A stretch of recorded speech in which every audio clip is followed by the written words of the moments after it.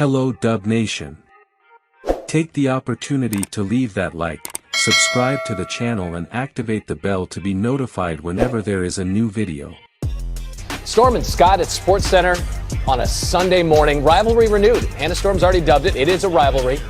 Grizzlies, Warriors, you see the road woes for these Golden State champions, 7-28 away from the Bay. Meanwhile, the Grizzlies' best home record in the NBA. So what do you think happened? Dillon Brooks to the rim. Then Brooks going to let Steph Curry know about it. You know, Hannah, it reminds me of that GIF on Twitter from it's like a reality show where the guy's just screaming, "Pay attention to me!"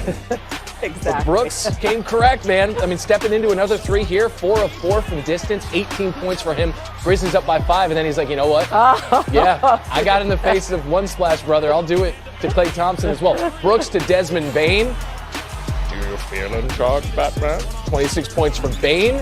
Grizzlies increasing their lead to 9. Tyus Jones, career high 14 dimes, finds Jaren Jackson Jr.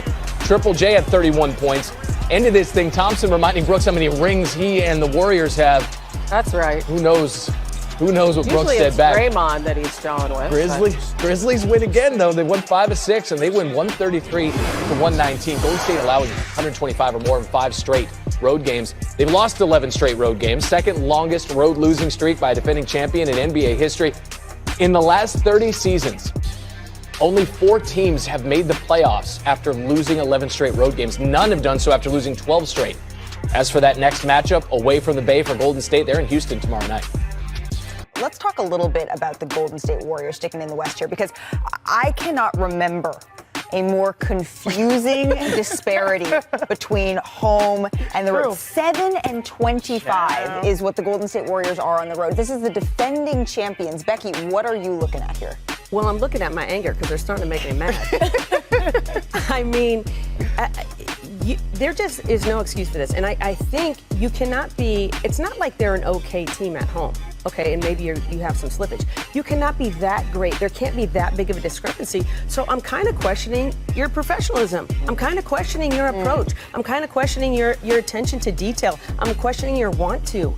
Like, how badly do you guys want to do this again? Because there can't be that big of a discrepancy when you are brilliant at home. And here's the thing. Here's the other thing I will say. This team has been noticeably one of the most professional teams that we've seen. When you're talking about be a pro, they have been pros to the utmost, and that's why they've been brilliant, and that's why they put together these runs. But they're making me mad now. The only thing numerically that I can point to that if they gave a little bit more energy in this particular category, maybe it turns the corner, would be them their defensive rebounding on the road, right? Like, if they can get on the glass, if they can limit some teams' second chance opportunities, if they can close the gap in that category compared to when they're at home, maybe that's a stat that you can point to. But in general, we continue to lean on the Warriors because of their experience. But I just think there's also a good share of inexperience. I mean, you got guys that won 1 compared to guys that won 4. You're being nice. You think the ball bounces that much differently? I'm trying to find a number, Coach. I'm trying to find a number. The one thing, Shanae, that I will say, and it hasn't been like great with him. I know where you're going. Andrew Wiggins is such a big part of what this Warriors team does defensively. And in the finals last year, obviously, we knew that Steph Curry was going to be the finals MVP. But there was a small voice in the back of my head saying, dang, Andrew Wiggins has a case. Yeah, he did have a case. Man, this is important for him. You know, we're besties. You know what I mean? This is all family. But I was like, I know exactly where she's going. They miss Andrew Wiggins. Yeah. He is their best perimeter defender, especially as Klay has acclimated himself back. He's also, this is a team that gets normally 53s up a game, right? So he is that balance in the offense that will go out there and get you a mid-range, go out there and get you a bucket at the rim. That really just makes things not like a shootout, because we talk about the league being a make it or break it league, or, you know, you have to take shots to make shots. They are make or miss league. You have to think about Andrew Wiggins as like that balancing piece of their offense so that they're not skewing too far into the threes category. But is the issue offense? No. The issue is not necessarily just offense. Right. I think it's more like it's not what you're doing, but how you're doing it. Without Wiggins, they're doing it differently, and that is harder to win games when you're skewing so much that way. I will say also this. Normally when Steph goes for 40, Klay goes for 23, you get Draymond for 11, Kuminga for 20 plus, you would think that's an automatic win. They lost to the Thunder with that. So that tells me something is wrong. Something is missing from that cog in the machine. And I really do think it's Wiggs offensively breaking people down one-on-one in isolation and getting to the rim and being a force. But also in that final series, what did we see? He got the boards. Yeah. He got the boards. He pushed the offense. He was that catalyst, and I do think that it's hard to replicate what he has brought. Obviously, the clip that's going around social media right now is that play where Draymond is calling for the ball and doesn't get it. He's hopping up and down, and he seems to sort of give up a little bit on the play, and they turn the ball over. That seems to be something that folks are like, okay,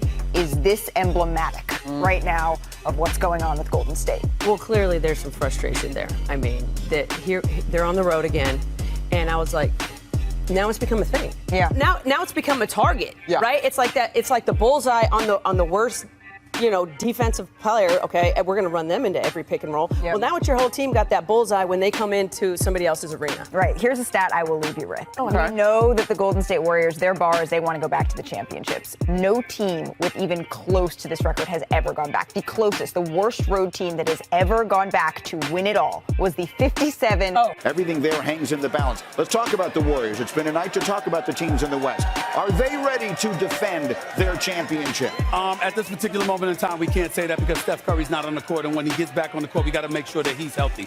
I personally believe they'll go through with this trade. Gary Payton II is something Draymond Green and numerous other players really, really lamented his departure. They did not want him gone. So the fact that you get him back with another 2 years left on his deal, saving you $35 million in cap space, that's a good business decision on their part as well.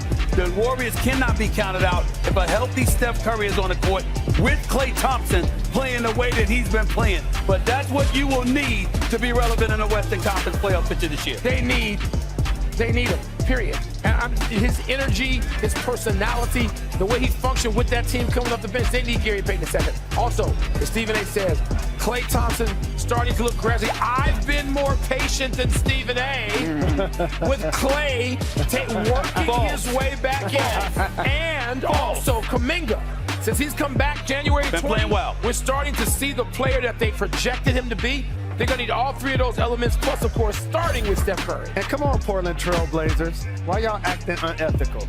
Y'all got to disclose the information. And allegedly, they were encouraging him to play after he got Toradol shots, knowing that they were going to trade him anyway. Wow. And it's also a lesson for players, never give a team a discount. Because he left to go get his money. Now the Warriors want him back, and he got hurt with the team that paid him. They're going to let this trade go through. Are they good enough to get back to the NBA Finals this year in this jam-packed, wild Western I say Conference? no, it's somebody else's turn. I think it's going to be the Phoenix Suns and/or the Denver Nuggets. I want to applaud Jalen for bringing up because we all got to sit up here and support Jalen Rose on this one. Portland Trailblazers had no business doing what they were doing. And to be encouraging them to take shots, if that's true, the fact of the matter is that's inexcusable, highly unethical, and the league does need to investigate that. But with all of that being said, Klay Thompson and Steph Curry cannot be dismissed.